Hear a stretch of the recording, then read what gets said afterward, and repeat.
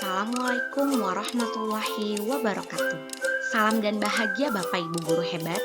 Saya Siti Zakia Rokani, calon guru penggerak angkatan 9 dari SD Negeri 10 1898 Lubuk Pakam, Kabupaten Deli Serdang.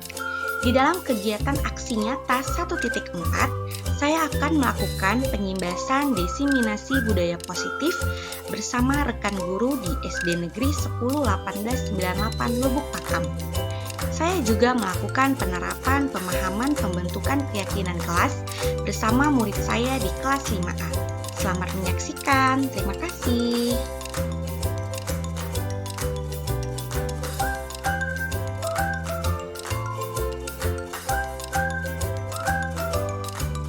Sebelum saya membacakan tata tertib acara, izinkan saya berpantun. Singgah sebentar di rumah Basir, meminta tomat dan pepaya. Untuk Bapak Ibu yang telah hadir, salam hormat dari saya. Assalamualaikum warahmatullahi wabarakatuh.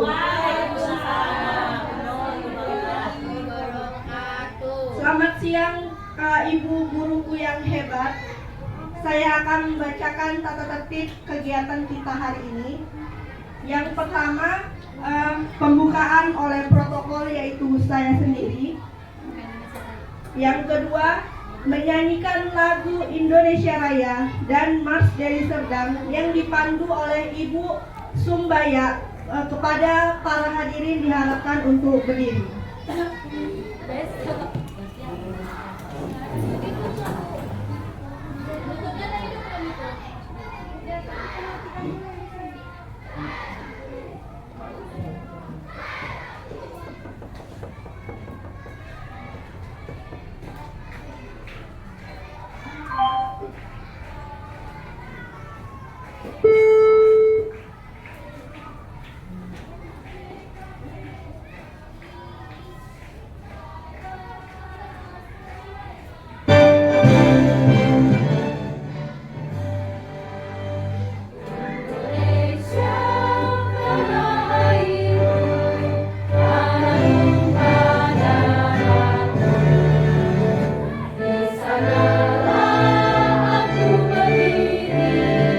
Dari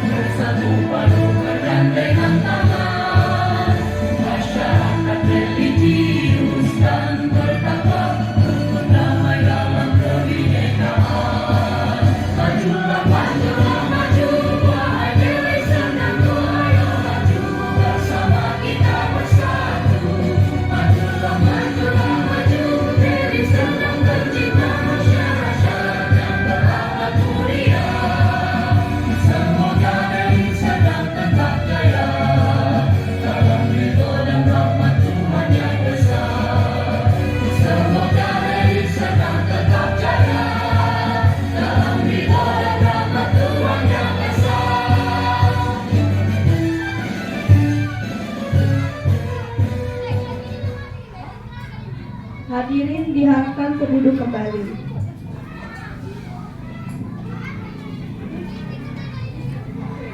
Acara selanjutnya yaitu kata sambutan oleh Ibu Kepala Sekolah. Kepada Ibu Ramayani Purba dipersilakan dengan segala hormat.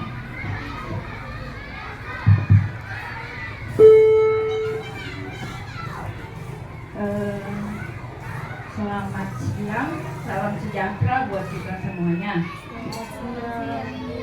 Selamat siang ibu-ibu. Iya, walaupun hari sudah siang, tetap kita semangat pagi. Artinya harus semangat. Jadi terima kasih atas undangan yang kami sampaikan beberapa hari yang lalu di WA Group, dan ternyata kita semua hadir di sini. Jadi saya sebagai pimpinan berbangga hati melihat kehadiran kita di dalam pertemuan ini. Bapak Ibu yang saya hormati, puji syukur kita panjatkan kehadiran Tuhan yang Maha Kuasa, karena sampai saat ini, sampai siang hari ini kita masih diberi kesempatan untuk melakukan aktivitas kita, dan kita boleh melakukan kegiatan pengimbasan pabrik. Ya, dalam hal ini adalah tugasnya Ibu Zaskia.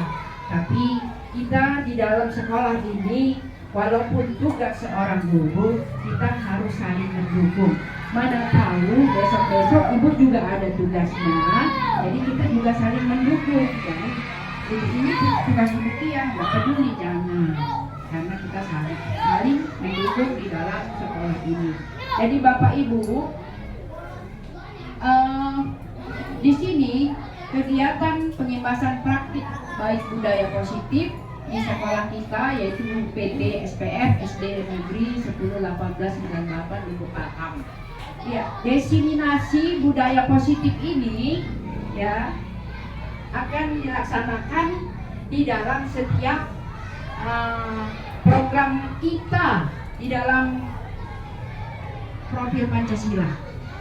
Dan jadi ibu-ibu nanti setelah dijelaskan oleh Ibu Zaskia bagaimana kegiatan ini, pengimbasan ini di dalam pembelajaran ibu-ibu di dalam kelas nanti sehari-hari, bolehlah kita sama-sama mengikuti apa yang disampaikan oleh narasumber kita Ibu Zaskia, agar ini nanti boleh kita praktekkan yang kita lakukan di dalam kelas kita masing-masing, sehingga pembiasaan baik budaya yang positif sehari-hari di sekolah kita boleh kita lakukan untuk kepada anak-anak. Jadi karena adanya pembiasaan yang baik, anak-anak pun nanti terbiasa dengan kebudayaan yang baik. Jadi setiap pembelajaran yang kita berikan kepada anak-anak, ya itu tetaplah kita lakukan dengan sungguh-sungguh agar anak-anak juga menjalankannya. Artinya kalau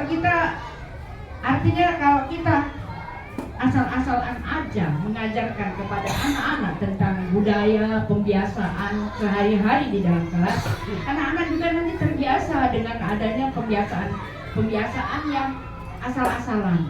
Jadi kita sebagai guru dituntut dalam hati kita, panggilan jiwa kita, bagaimana kita membentuk anak-anak itu supaya berbudaya yang positif di dalam kegiatannya sehari-hari, di dalam kehidupannya sehari-hari, bahkan nanti di dalam kehidupannya sehari-hari dia sudah terbiasa menjalankan budaya yang positif. Jadi untuk itu melalui kegiatan ini Ibu Zaskia sebagai narasumber akan memaparkan kepada kita bagaimana sebenarnya budaya positif yang harus kita biasakan pada anak-anak di dalam pembelajaran kita sehari-hari di kelas. Jadi saya kira dengan ucapan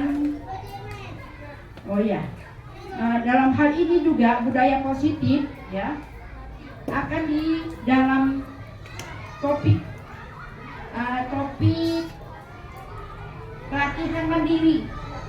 Pelatihan mandiri di PMM. Di PMM. Jangan asal kita ajarkan aja di kelas, tapi kita harus membuat pelatihan mandiri di dalam PMM. Jadi itu boleh nanti kita tuangkan di dalam aksi nyata kita sebagai seorang guru. Jadi apalagi sekarang ini guru yang sudah bersertifikat harus melakukan PMM yang harus ada aksi nyatanya. Bukan berarti guru P3K dan honor tidak membuat ini. Lakukanlah. Karena nanti suatu saat pemerintah ini kan bukan bodoh, pintar. Jadi suatu saat nanti dia meminta aksi nyata dari guru-guru honor dan P3K, kita sudah standby aja. Jadi jangan menunggu, kita harus kejar bola untuk mencapai prestasi untuk kita sendiri, karena kita memang karir kita di dalam guru. Jadi terjunlah ke dalam bagaimana menciptakan suasana pembelajaran yang bagus, yang nantinya dimasukkan ke dalam pelatihan mandiri berbentuk PMM. Saya kira demikian. Dengan ucapan selamat siang dan salam sejahtera buat kita.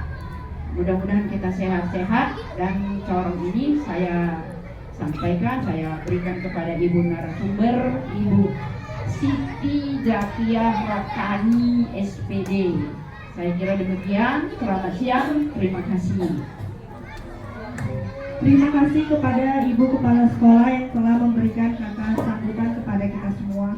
Acara yang selanjutnya yaitu acara yang kita tunggu-tunggu, pemaparan materi disiplin positif oleh narasumber kita, Ibu Siti Zakia Rockani.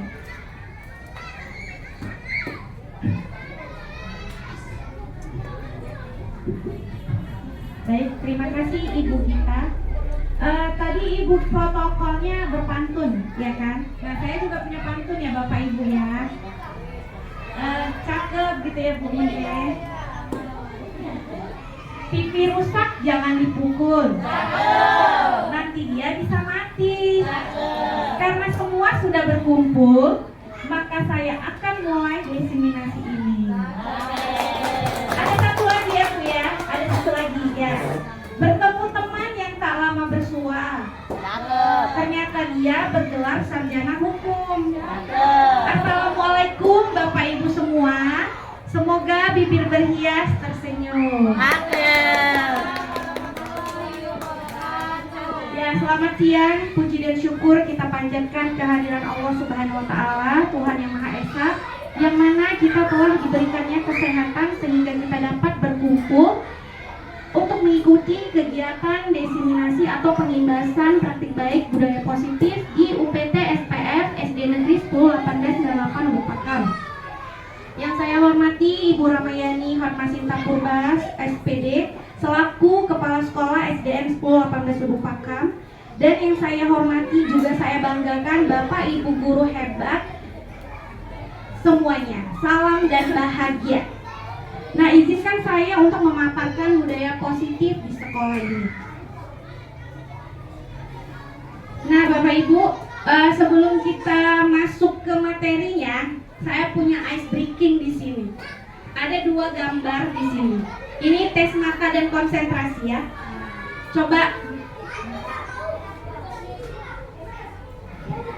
Coba saya mau yang duduk paling belakang dulu ya, Ibu Suri ya. Nampak kan, Bu? Nampak, Bu? Nah, Bu, kira-kira Bu yang lingkaran itu, Bu, gambar apa itu, Bu?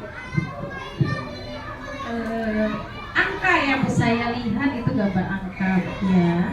Ya, Bu. Ya, yang di dalam lingkaran itu perlu disebutkan angkanya. Ya, perlu, Bu, karena itu tes mata kita. Iya.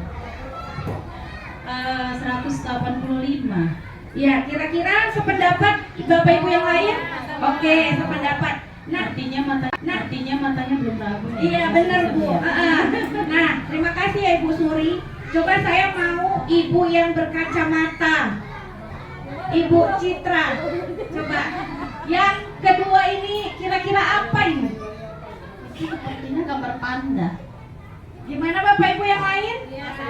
Benar? Iya benar. Berarti matanya masih bagus dan dia konsentrasi. Oke ya. Nah, ada lagi ice breaking yang lain.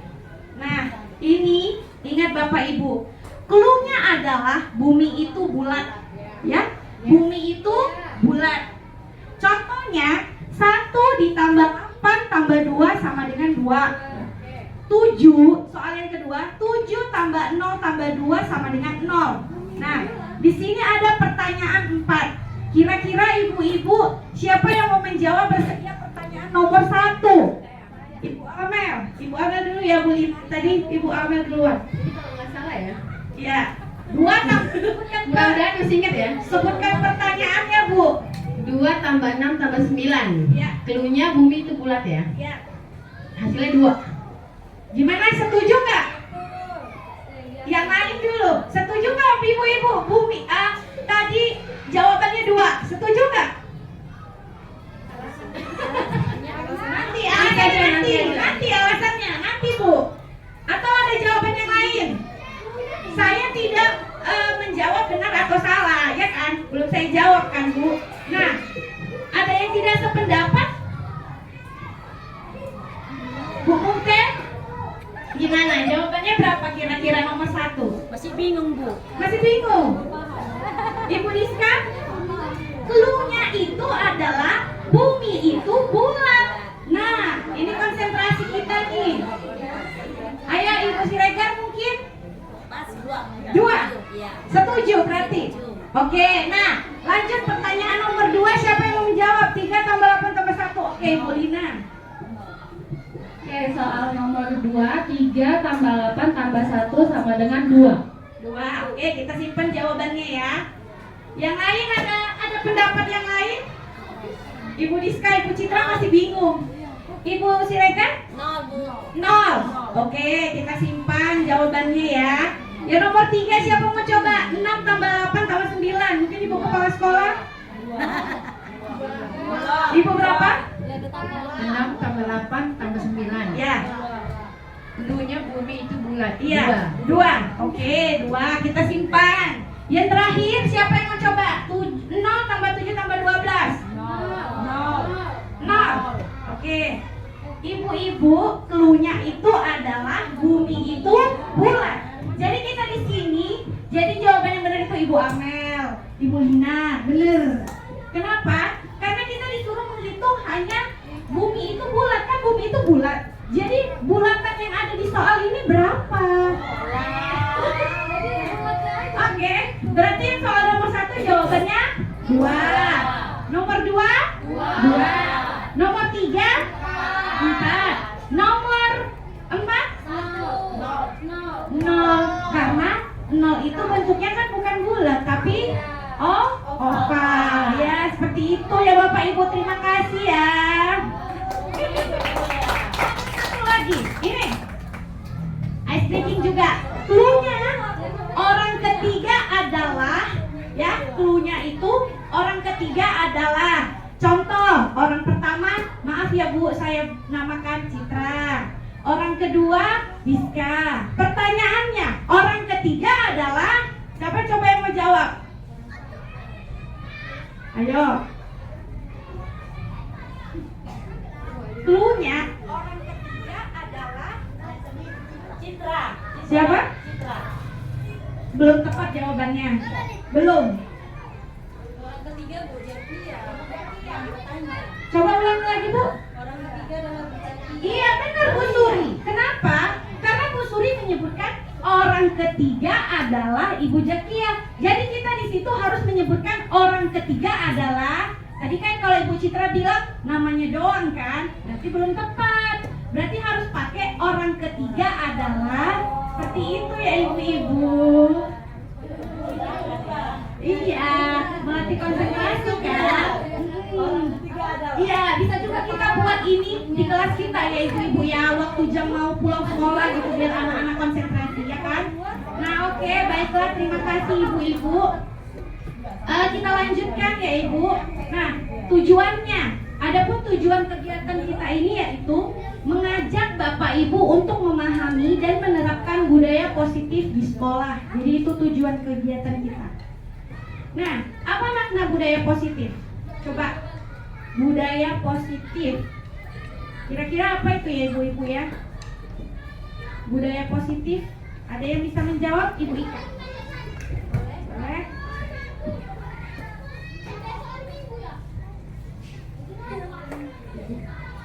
Terima kasih kepada Ibu Jaki yang baik ya.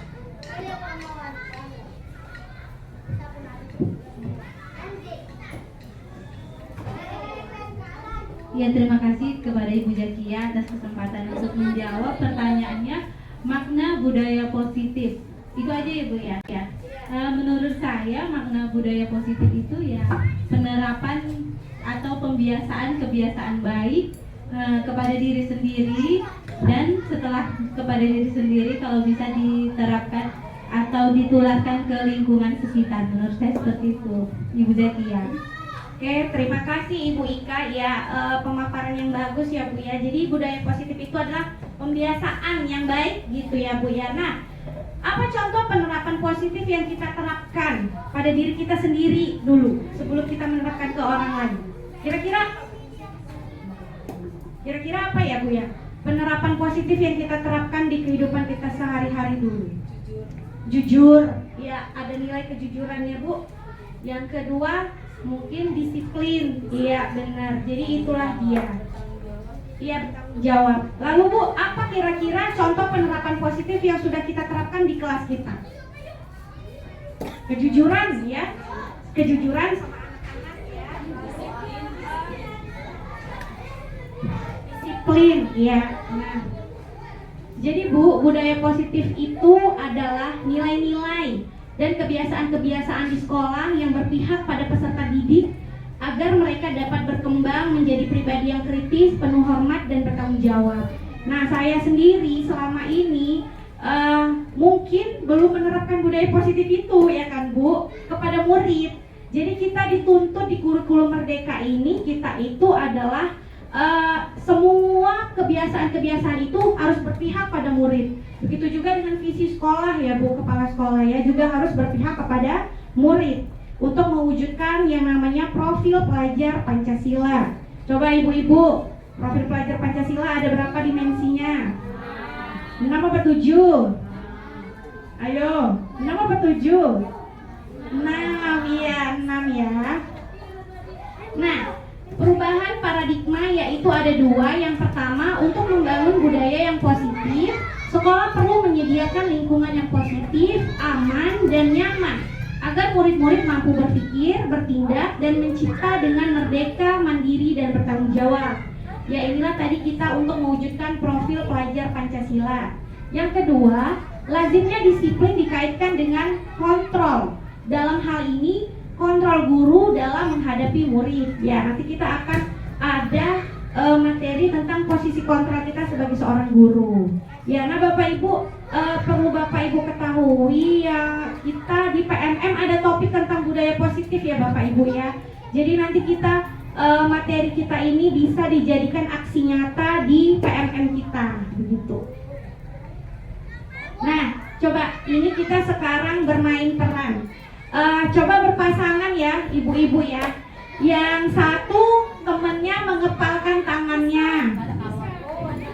Oke, ibu yang satu mengepalkan tangannya ya, dikepalkan tangannya. Gini, ya. Ibu yang satu lagi merayu, membujuk bagaimana supaya kepalan tangan itu dibuka. Bisa nggak kira-kira ibu yang merayu dan membujuk itu gimana caranya?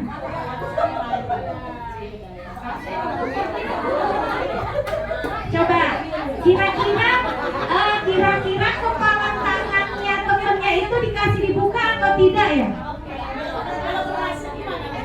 Gimana Bu? Kalau belum berhasil, mungkin dirayu dengan pinjam dulu. Nanti saya kasih 100, mau nggak? Gitu. Kalau berhasil, ya nanti kita lanjutkan materinya. Coba dirayu temennya mau nggak membuka kepalan tangan itu?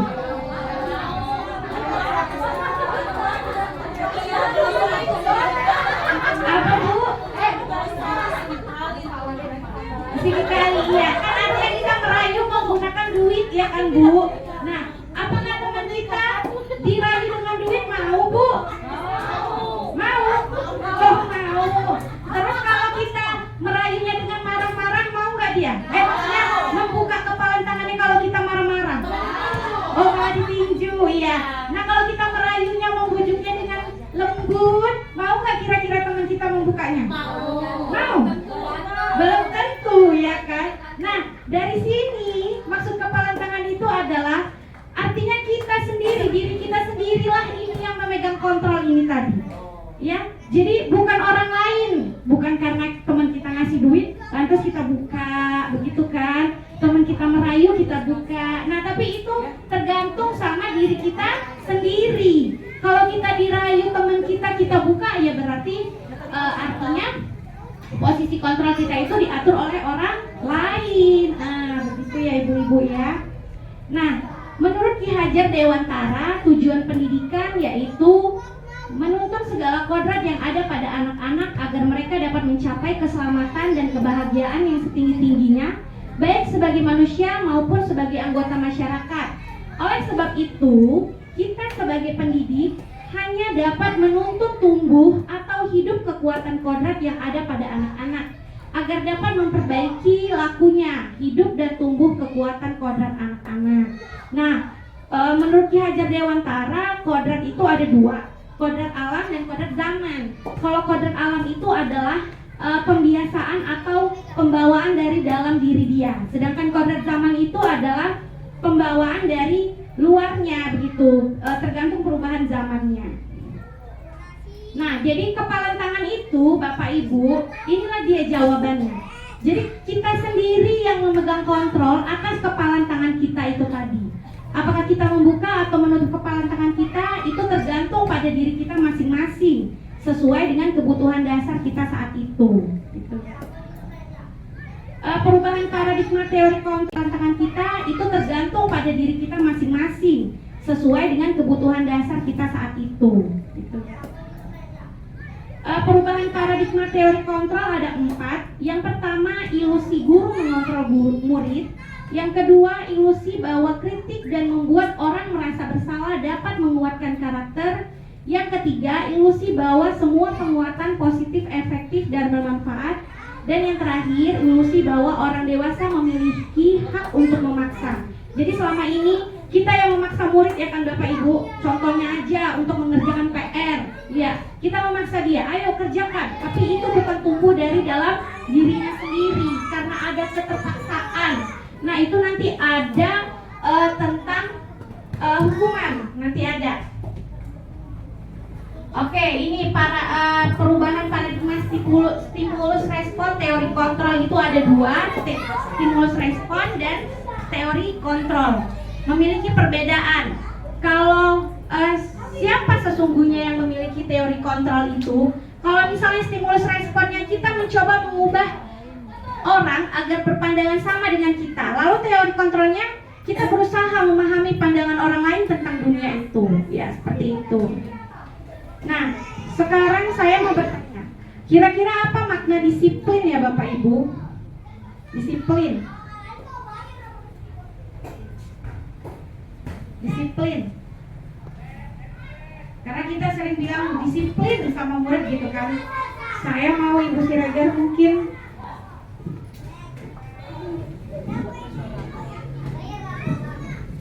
menurut pendapat saya disiplin itu gunanya untuk membatasi sikap-sikap yang negatif atau sikap yang tidak positif, Bu. Iya, Terima kasih. membatasi sikap-sikap yang negatif ya Bu ya, untuk ke arah yang lebih positif. Nah, disiplin itu berasal dari bahasa Latin yang artinya belajar, ya, belajar. Namun dalam budaya kita makna kata disiplin telah berubah menjadi sesuatu yang dilakukan seseorang pada orang lain untuk mendapatkan kepatuhan. Kecenderungan umumnya adalah menghubungkan kata disiplin dengan ketidaknyamanan, bukan dengan apa yang kita hargai atau pencapaian suatu kemudian, yaitu kita nyuruh anak-anak disiplin, datang tepat waktu, mengerjakan PR, lalu jangan jajan sembarangan. Tetapi itu tidak terlahir dari dalam dirinya, malahan itu adalah lahir dari orang lain. Artinya kita masih membuat mereka itu mendapatkan kepatuhan, harus patuh. Nah, jadi kita tidak bisa mengontrol orang lain, hanya diri kita sendiri yang dapat kita kontrol. Itulah dia.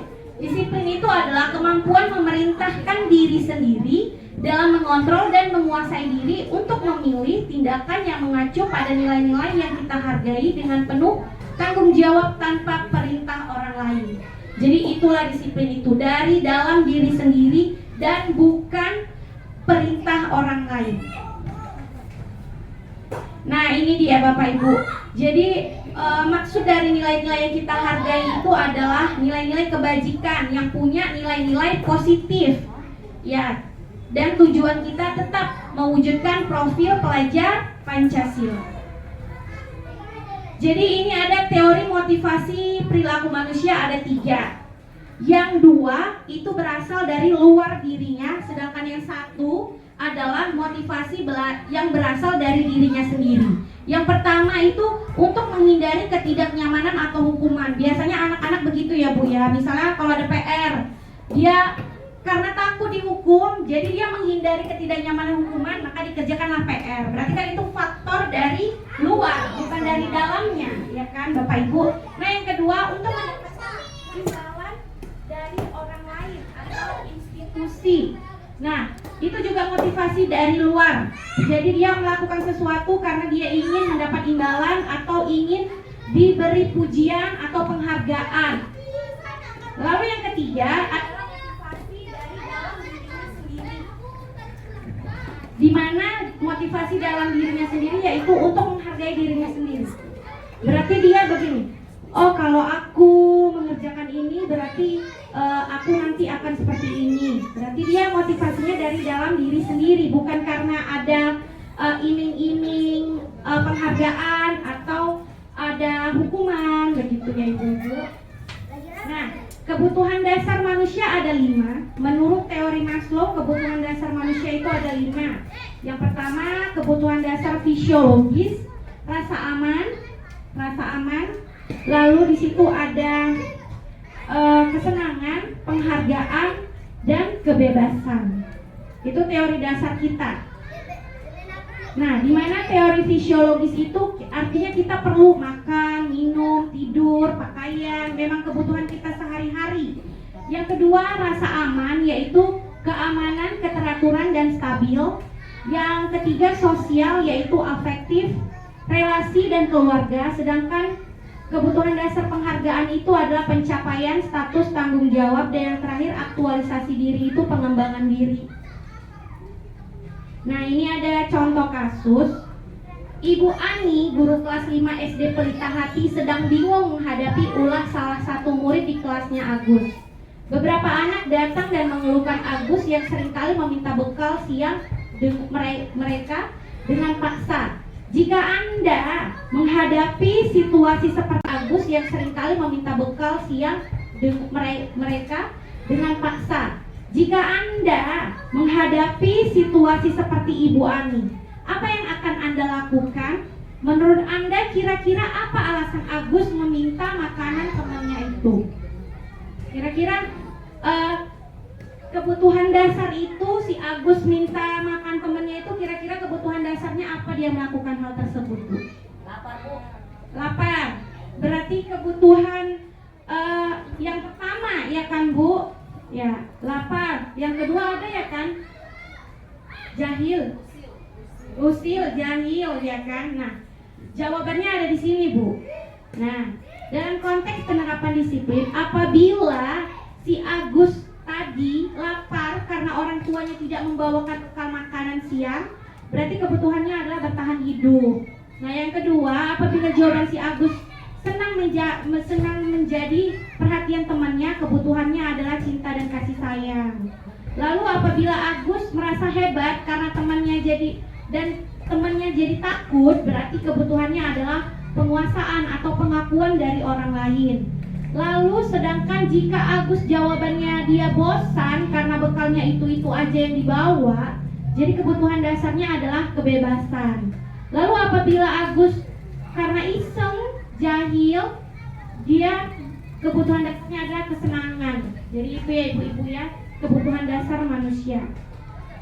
Nah, selanjutnya kita akan membahas 5 posisi kontrol kita sebagai seorang guru.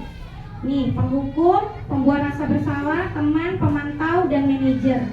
Kira-kira selama ini kita di posisi yang mana ya Bapak Ibu? Kalau saya 1, 2, 3, 4. Kalau Bapak Ibu yang kelima belum? 1, 3, 4. Oh, berarti saya lengkap membuat orang merasa bersalah juga ya Bu. Oh, ini Ibu juga begitu ya Bu ya. Iya. Berarti kalau kita membuat seperti itu, kita membuat pembuat rasa bersalah kan supaya dia menyesalin begitu ya Bu. Berarti itu tidak dari dalam dirinya sendiri. Berarti itu kita yang membuat dia begitu kan? Nah, di sini nanti ada tayangan video. Jadi di situ ada posisi kontrol guru sebagai penghukum, pembuat rasa bersalah, teman atau pemantau. Kita lihat ya Bu videonya. Ini tadi katanya mirip Bu Lina ya? Gambarannya, Bu.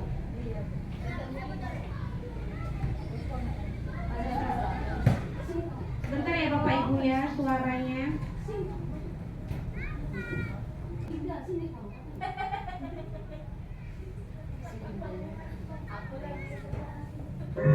Terlambat lagi. Jam berapa ini baru datang?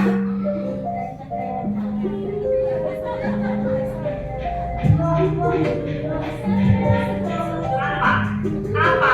Alasan apa lagi sekarang? Selalu terlambat. Kamu tidak.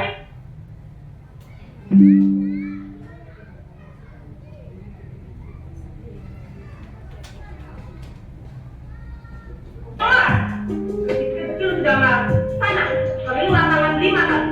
Lagi, dia perlu selamat lagi. Dia perlu sana. Nanti sudah dimarahin sama kakak. Jangan lagi ya. Nah, anak ganteng sudah sampai segini.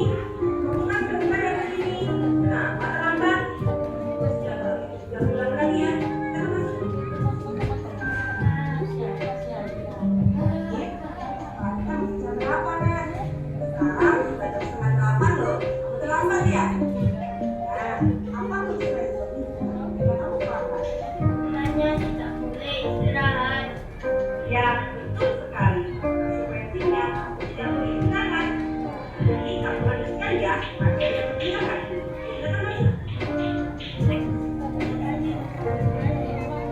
Oke, jadi itulah 5 posisi kontrol kita sebagai seorang guru ya Bu. 4. Nah, sebagai penghukum tadi udah bisa kita membedakan penghukum, pembuat rasa bersalah, teman, dan pemantau. Sudah bisa kita membedakan ya Bapak Ibu ya. Oke, kita lanjut. Ya, inilah dia 5 posisi kontrol kita sebagai seorang guru. Tadi penghukum, pembuat rasa bersalah, teman, pemantau, dan manajer. Jadi kalau kita sebagai penghukum dan pembuat rasa bersalah, berarti identitas murid itu gagal. Artinya kita juga sebagai seorang guru gagal. Sedangkan kalau posisi kontrol kita teman dan pemantau, identitasnya berhasil, tapi dia itu tidak dari dalam dirinya sendiri, itu dari luar dirinya sendiri. Nah, jadi sebenarnya posisi kontrol mana yang cocok untuk kita? Yaitu sebagai manajer. Iya, manajer, karena identitasnya berhasil dan dia menghargai dirinya sendiri. Lalu dan itu termotivasi dari dalam dirinya sendiri.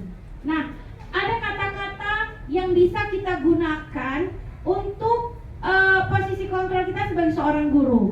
Misalnya kalau penghukum, guru berbuat misalnya menghardik dan menunjuk-nunjuk, menyakiti, menyindir, begitu. Lalu kalau pembuat rasa bersalah, kita berceramah. Lalu bilang, kamu gak kasihan ngeliat orang tua kamu? Nah, begitu kan Bu? Itu artinya kita membuat anak itu merasa bersalah, begitu kan?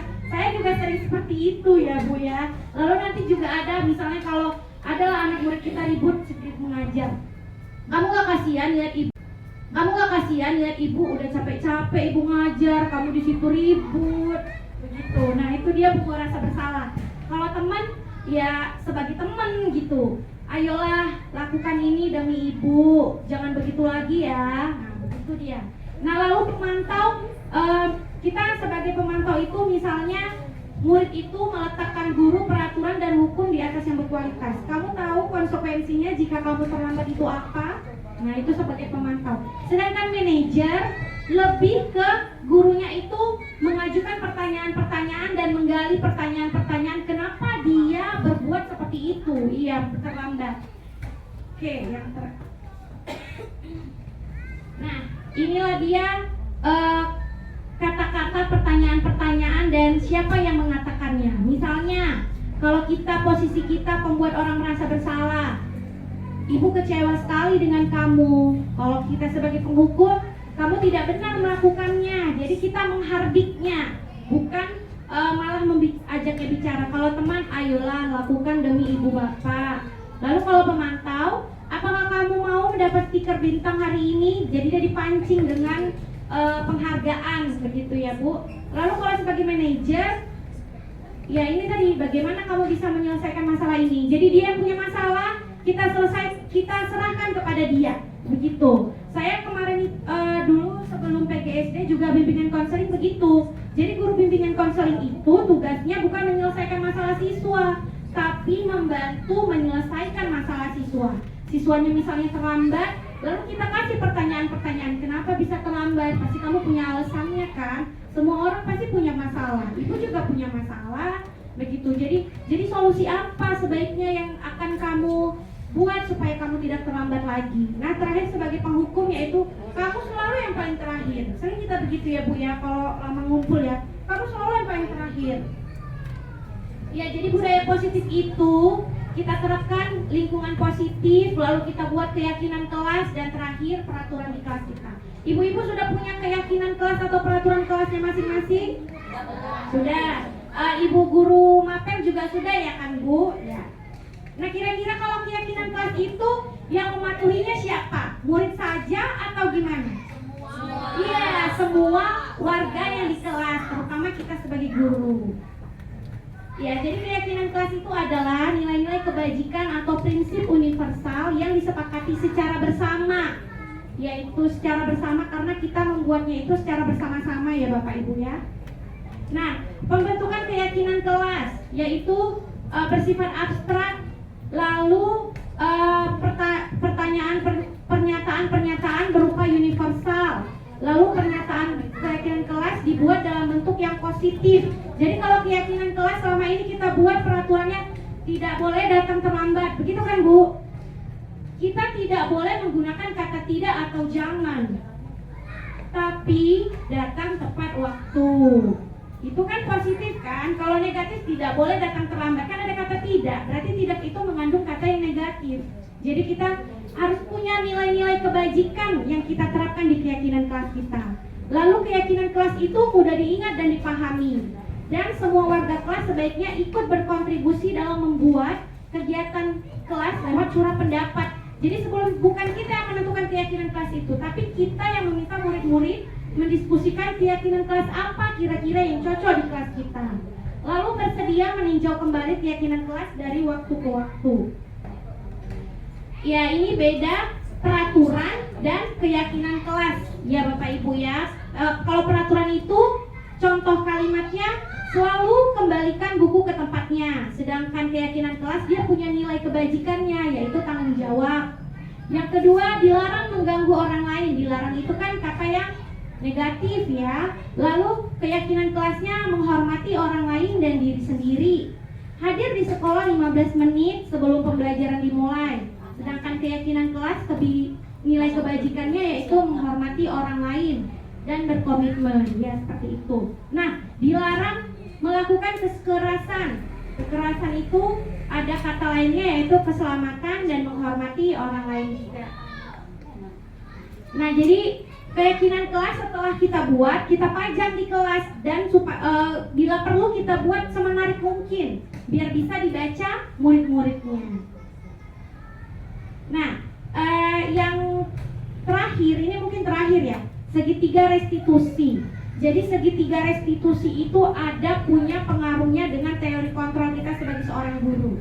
Nah, melalui segitiga restitusi, guru yang pertama dapat membantu murid menjadi lebih memiliki tujuan yang positif serta memulihkan dirinya setelah membuat salah. Yang kedua, membantu murid untuk jujur pada diri sendiri dan mengevaluasi dampak dari kesalahan yang dilakukan. Dan yang ketiga, memberikan penawaran bukan paksaan. Jadi itulah segitiga restitusi. Nih dia di sini. Yang pertama Bapak Ibu, kemarin saya buat aksi nyata di PMM tentang penerapan segitiga restitusi. Jadi saya buat ada murid yang berkasus lalu saya selesaikan. Nah, yang pertama segitiga restitusi itu adalah menstabilkan identitas, di mana kata yang dapat kita tawarkan kepada murid itu adalah begini: setiap orang pernah melakukan kesalahan, kan? Setiap orang. Selama ini kita kalau mau menyelesaikan kasus murid kan kita langsung, Bu, dia jahat sama aku, gitu kan? Langsung kita, kamu apain dia? Kamu apain dia? Begitu kan ibu-ibu kan? Nah, yang pertama kita stabilkan dulu identitas dia, supaya dia bisa kita paksa untuk menceritakan. Semua orang pernah punya kesalahan. Ibu juga pernah melakukan kesalahan. Kamu bukan satu-satunya yang pernah melakukan ini. Nah, yang kedua, validasi tindakan yang salah. Caranya kita menawarkan pertanyaan begini: kamu tentu punya alasan mengapa kamu melakukan yang kesalahan itu, begitu kan? Nah, lalu adakah cara yang lebih efektif untuk mendapatkan apa yang kamu butuhkan? Jadi setelah kita stabilkan identitasnya, lalu kita validasi tindakannya yang salah itu. Menurut dia kira-kira benar atau enggak? Jadi kita membuat dia untuk berpikir. Nah, yang ketiga, kita hubungkan dengan menanyakan keyakinan kelas. Nah, setelah kita bilang, tadi kita validasi di menstabilkan identitas, setiap orang pernah melakukan kesalahan. Ibu juga pernah melakukan kesalahan. Lalu kita validasi tindakannya yang salah itu. Kamu pasti punya alasan kenapa kamu melakukan itu. Nah, lalu kita menanyakan keyakinannya. Kira-kira menurut kamu dengan permasalahan kamu ini sudah sepakat tidak dengan nilai keyakinan yang sudah kita buat? Nah, jadi dia seperti itu ya Bapak Ibu. Di sini ada video juga. Video tentang penerapan segitiga restitusi.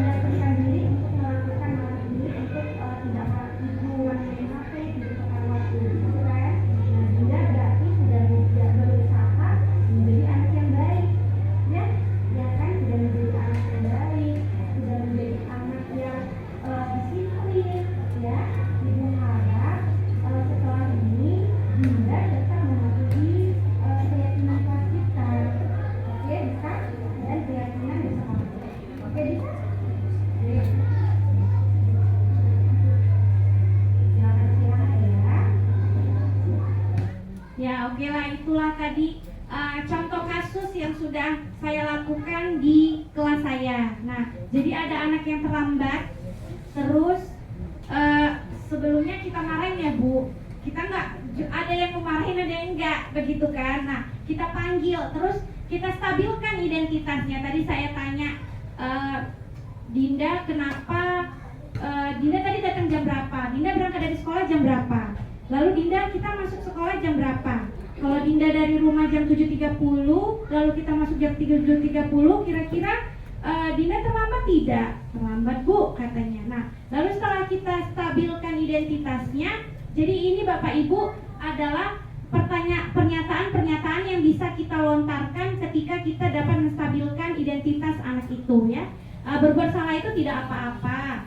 Tadi saya bilang di situ, Dinda, semua orang pernah melakukan kesalahan. Begitu juga ibu semua orang pernah melakukan kesalahan. Begitu juga ibu pun pernah terlambat, begitu. Nah, setelah kita stabilkan identitasnya, lalu kita masuk ke tahapan validasi tindakan yang salah. Saya tadi memberi pertanyaan, kamu pasti punya alasan kenapa kamu melakukan hal itu. Coba kamu ceritakan. Jadi dia tadi cerita bahwasannya dia main HP sampai larut malam, main game, jadi dia tidurnya kemalaman sehingga dia terlambat.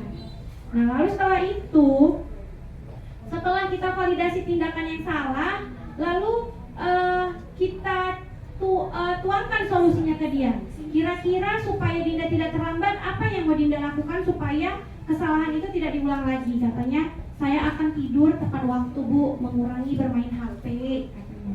Nah, lalu yang ketiga adalah tahapan segitiga restitusi yang ketiga, menanyakan keyakinan kelas. Nah, Dinda kan terlambat. Apakah sudah sesuai dengan keyakinan kelas kita? Tidak Bu. Nah, jadi kira-kira Dinda melanggar yang mana? Jadi dia menyebutkan keyakinan kelas yang sudah kami buat. Ya, itulah dia tahapan segitiga restitusi ya Bapak Ibu. Tadi yang pertama adalah apa tadi? Ayo, menstabilkan identitas. Yang kedua, validasi tindakan yang salah. Dan yang ketiga, menanyakan keyakinan. Ya. Nah, kita sudah selesai, tapi belum selesai. Kita sampai ke tahap refleksi. Nah, kira-kira perasaan ibu-ibu hari ini apa ya setelah kita melakukan pembelajaran ini? Siapa yang mau melakukan refleksi? Bu Rizka? Ibu Munte?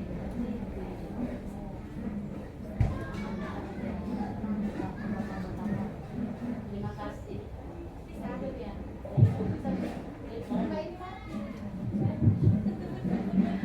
Terima kasih Ibu Zakia atas kesempatannya.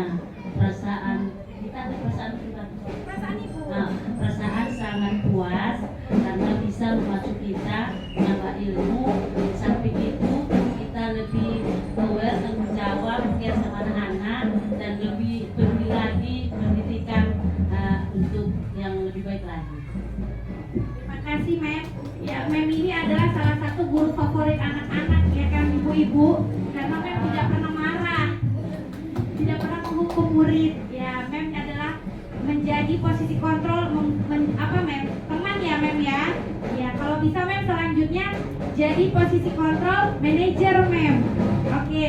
Nah, lalu yang kedua, setelah mengikuti materi pengimbasan hari ini, saya jadi paham bahwa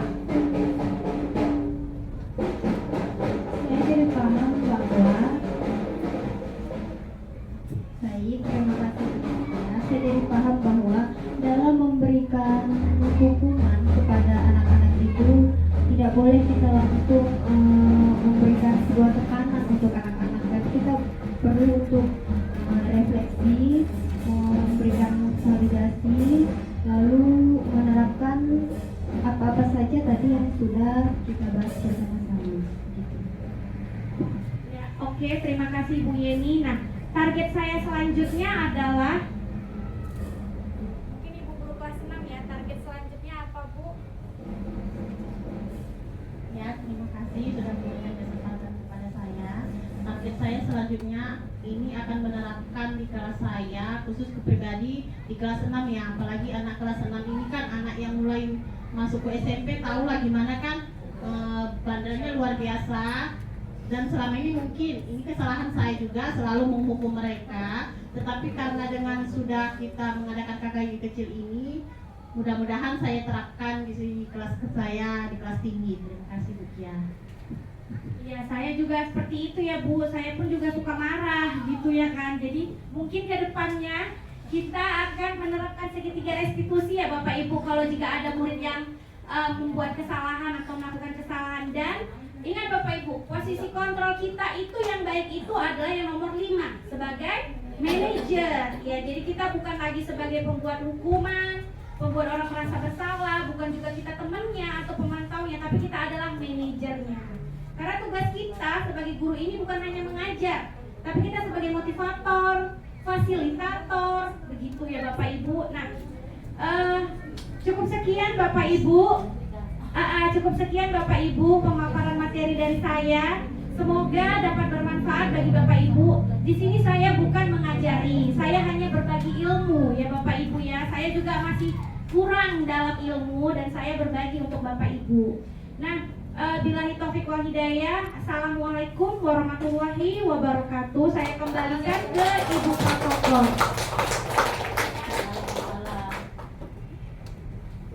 Terima kasih kepada Ibu Zakia yang telah memberikan pemaparan materi kepada kita semua. Demikianlah acara kegiatan kita hari ini. Sebelum saya tutup, saya ingin berpantun terlebih dahulu. Mentari senja telah terbenam. Hujan turun mulai jatuh. Saya tutup kegiatan ini dengan salam. Assalamualaikum warahmatullahi wabarakatuh. Waalaikumsalam warahmatullahi wabarakatuh.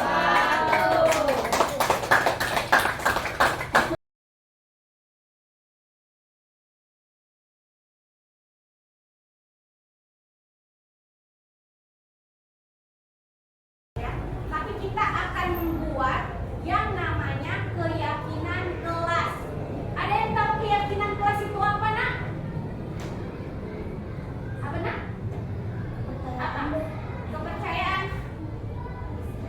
Yang lain? Keyakinan kelas. Kesepakatan. Iya, kesepakatan kelas. Benar.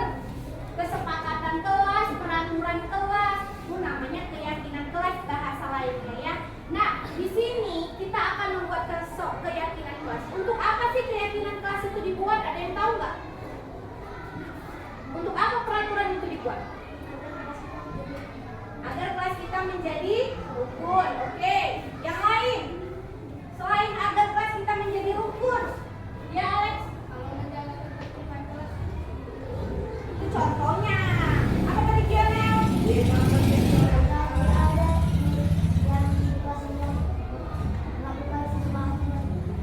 Yang kuat coba. Agar siswa tidak melakukan keinginannya sendiri. Ya, itu kata lainnya apa? Iya, disiplin. Benar yang kata Gionel. Agar tidak ada yang melakukan kegiatannya sesuka hati. Atau kata lainnya adalah disiplin. Jadi nanti kita akan membuat keyakinan kelas. Nah, keyakinan kelas ini yang mematuhi termasuk ibu dan juga kalian. Bukan hanya kalian, tapi ibu juga harus mematuhi keyakinan kelas ini. Oke? Nah, tapi kita mau buat keyakinan kelas ini bukan jangan ada menggunakan kata-kata negatif. Ya, misalnya tidak boleh terlambat, nggak boleh ada kata tidak atau jangan. Ya, tidak boleh memakai kata tidak atau jangan. Jadi gimana Bu contohnya? Misalnya apa? Membuang sampah pada tempatnya. Tadi dia bilang dilarang membuang sampah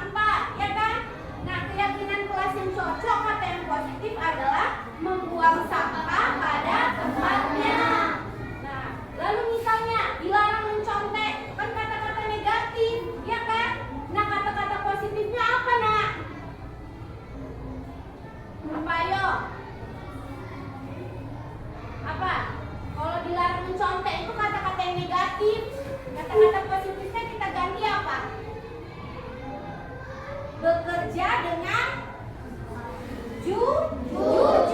Ya, itu kan kata-kata yang positif kan? Enak kita dengar kan? Nah, yang penting kalau keyakinan itu selain menggunakan kata yang positif, dia juga punya nilai kebajikan. Misalnya tadi, apa tadi Ibu bilang tadi? Mengerjakan tugas dengan jujur. Nilai kebajikannya apa? Kejujuran. Jadi nah, Ibu di sini punya kertas post-it. Nih post-it nanti Ibu bagikan satu-satu, lalu kalian buat kalimat keyakinan kelasnya di sini. Satu orang satu aja kalimat keyakinan kelasnya. Oke, bisa? Bisa, Nak? Tidak boleh memakai kata tidak atau jangan. Kalimatnya harus yang positif. Oke, Ibu bagikan. Kalian tulis di sini. Sekarang Ibu pilih, Ibu sortir yang sama. Jadi misalnya kayak ini, menjaga lingkungan sekitar atau lingkungan sekolah. Itu sama dengan selalu menjaga kebersihan kelas dan alam sekolah, ya kan? Nah, jadi salah satunya itu aja Ibu ambil. Oke ya? Ibu ambil.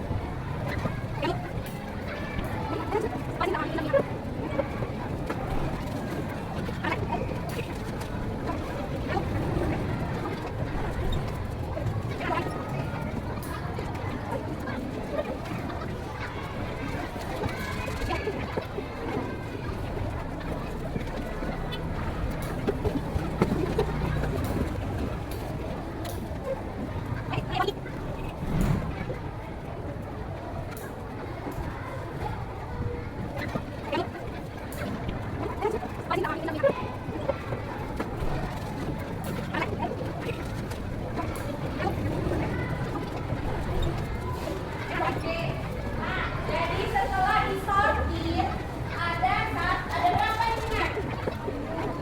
7 atau berapa? 7. Ini yang ini bukan berarti tidak Ibu ambil karena ini sama dengan yang 7 ini. Oke?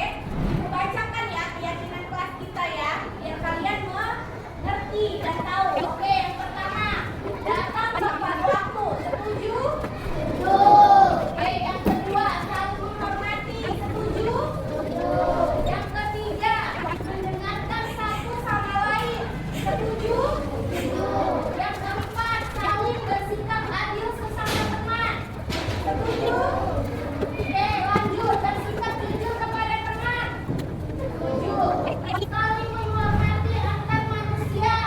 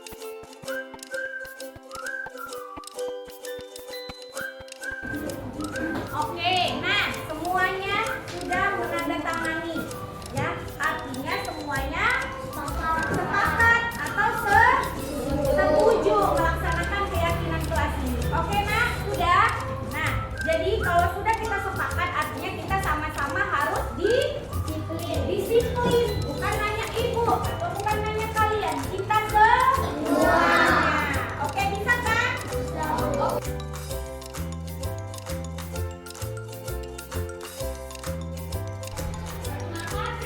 Kenalkan, nama saya Diana Kanamandiri. Saya anak kelas 5A. Bagaimana perasaan kamu ketika tadi membuat kesepakatan kelas? Karena bisa membuat kesepakatan kelas yang sangat baik. Oke, nah apa tujuan dari keyakinan kelas tadi dibuat, Nak? Agar murid bisa menjadi disiplin dan tidak sakit hati. Oke, terima kasih.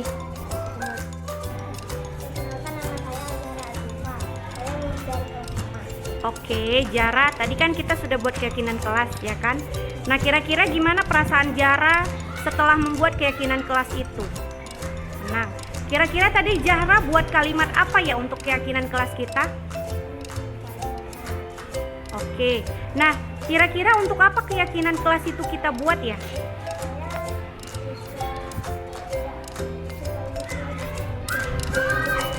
Disiplin. Oke, terima kasih.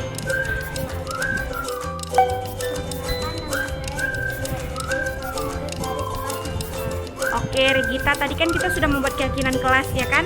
Kira-kira menurut Regita, apa sih guna keyakinan kelas itu?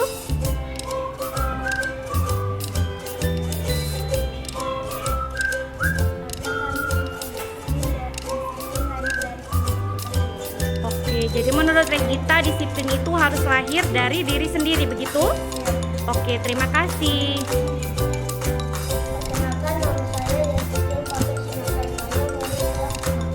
Oke, Yeskiel, tadi kan kita sudah membuat keyakinan kelas, ya kan? Nah, menurut Yeskiel, gimana perasaan Yeskiel setelah Yeskiel membuat keyakinan kelas tadi? Nah, lalu kira-kira menurut Yeskiel untuk apa sih keyakinan kelas itu kita buat?